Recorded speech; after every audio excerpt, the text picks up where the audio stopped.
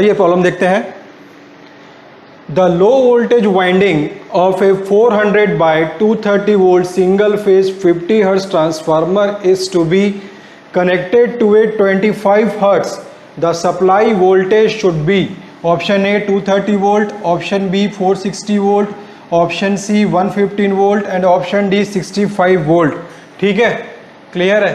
तो अभी देखते हैं कि इस प्रॉब्लम में हमको क्या बोल रहा है। इस प्रॉब्लम में हमको बोल रहा है कि एक 400 by 230 volt single phase 50 hertz transformer है।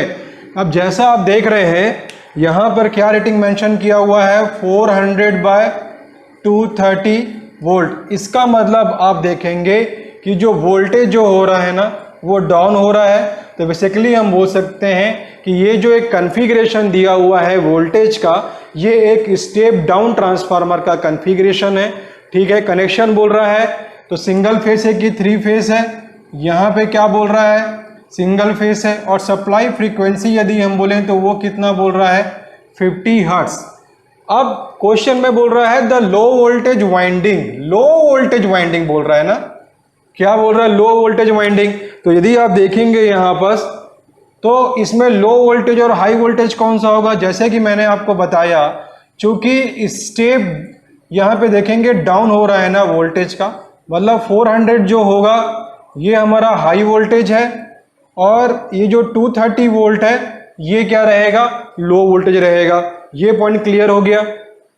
ठीक है, तो बोल रहा है the low voltage winding of a 400 by 230 volt single phase 50 hertz transformer is to be connected to a 25 hertz,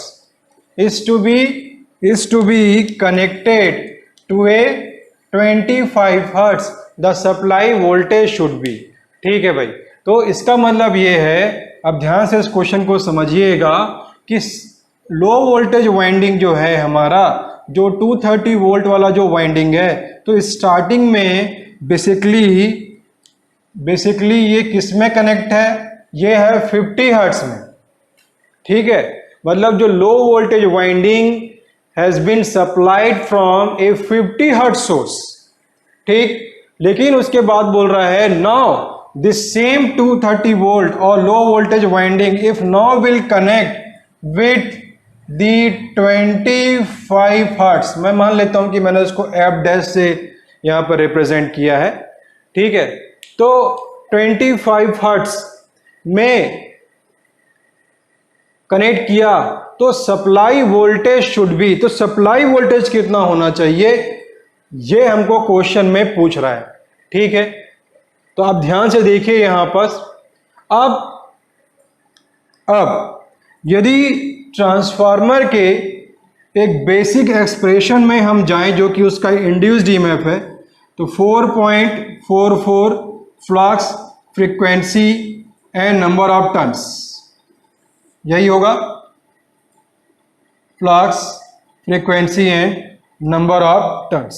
ठीक है, this is the EMF equation of the transformer. तो यहां पर से यदि हम देखें और यदि हमें किसी प्रकार से रिलेशनशिप निकालना पड़े किसके बीच में, वोल्टेज फ्रीक्वेंसी के बीच में, तो आप यहां देखेंगे 4.44, तो ये जो फ्लक्स है flux equal to also I can write B into A. Okay, B is what, B is the magnetic flux density, B is what, B is the magnetic flux density defined as 5/A weber per square metre. Important है, examination में magnetic flux density की unit पूछी हुई है और इसका unit बोलेंगे तो tesla is also the unit of magnetic flux density हम डिफाइन कर सकते हैं। और वी कैन से गॉस।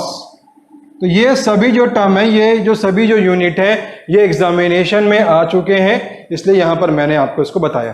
ठीक है, तभी आप देखेंगे तो flux equal to what I can write, phi equal to I can write B dot A लिख सकते हैं यहां पर से। तो आप लिखेंगे B dot A is about cross sectional area F और यहाँ पर एन हो जाएगा। तो यहाँ पर से आप देखेंगे तो what we can write E by F I can write 4.44, this is B, this is A, this is F and this is N. Sorry F तो इधर आ गया, तो यहाँ पर क्या बचेगा, सिर्फ एन बचेगा। ठीक है, here we can say this amount is fixed. ठीक है, cross sectional area will fixed and number of turns will also will be fixed, whatever mentioned in the problem we'll consider that it is fixed amount. So from here we can say the B proportional to E by F induced EMF, clear, and if after neglecting the impedance drop I can write this is B proportional to V by F. This is very important factor, this is very important factor. So from here I can say this B proportional to V by F. ध्यान समझिएगा इस बात को। अब आप देखेंगे कि ये टर्म मैंने यहां पर क्यों लेके आया हूं। ठीक है, अब आप देखिए यहां पर कि जब 230 वोल्ट, अभी हम सिर्फ बात करेंगे 230 वोल्ट वाली वाइंडिंग का जो कि हमारा एलवी साइड है। तो 230 वोल्ट को जब कनेक्ट किया गया था 50 हर्ट्ज सिस्टम के साथ और उसके बाद 230 वोल्ट कनेक्ट किया गया 25 हर्ट्ज के साथ, तो सप्लाई वोल्टेज क्या होगा ये बोल रहा है। ठीक है, तो इसका मतलब ये यदि आप V बाई एफ रेशियो यहां पर देखेंगे तो यदि मैं V बाई एफ रेशियो निकालूं तो ये कितना निकल के आएगा, this is the 230 by 50। Further solve करेंगे इसको आप तो ये कुछ आएगा 4.6। क्लियर है, क्लियर है यहां तक। अब नेक्स्ट बोल रहा है कि अब हमको निकालना है सप्लाई वोल्टेज, आप बोल सकते हैं V डैश, जबकि फ्रीक्वेंसी कितनी है F डैश। ये हमको निकालने के लिए क्वेश्चन में बोल रहा है। तो अल्टीमेटली क्या निकालना है हमको तो V डैश निकालना है। और ये बात समझ में। तो अभी आप देखिए, ध्यान समझिएगा, तो फ्रीक्वेंसी जो स्टार्टिंग में था वो कितना था 50 हर्ट्ज और अभी फ्रीक्वेंसी कितनी हो गई 25 हर्ट्ज।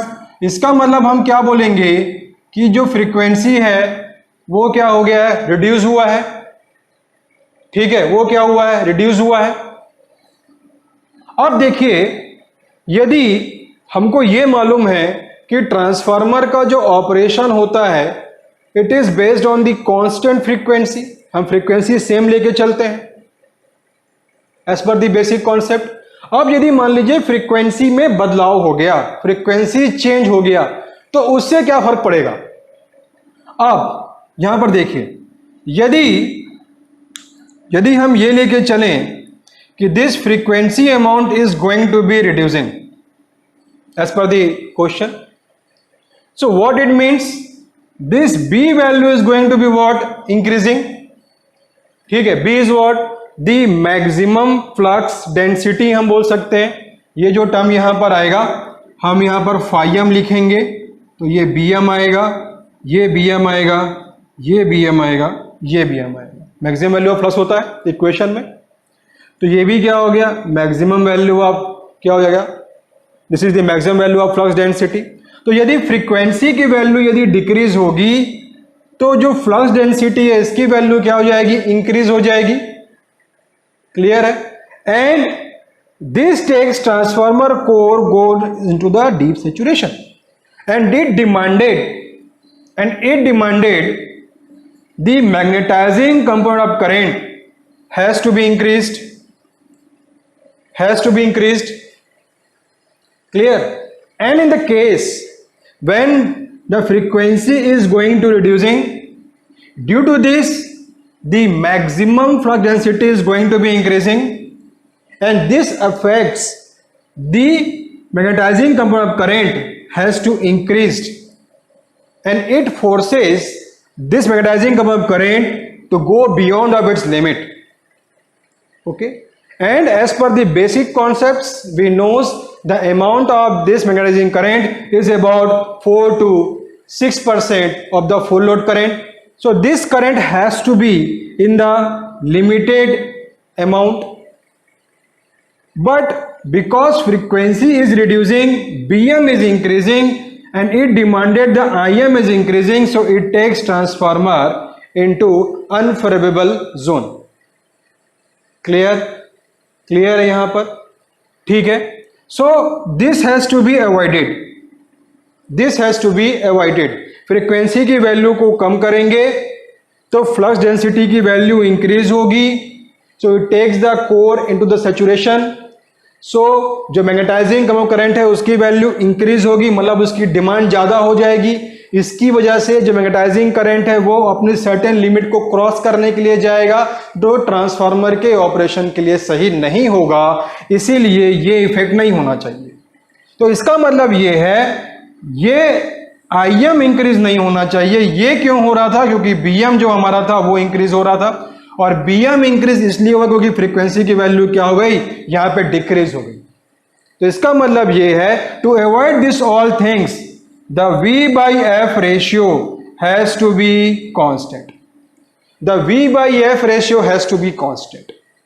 अब V/F रेशियो यदि कांस्टेंट होना चाहिए तो जब ध्यान दिखेगा, वापस क्वेश्चन में आइए, यदि V/F रेशियो कांस्टेंट होना चाहिए तो जब मैं V'/F' लिख रहा हूं तो इसका रेशियो भी कांस्टेंट होना चाहिए.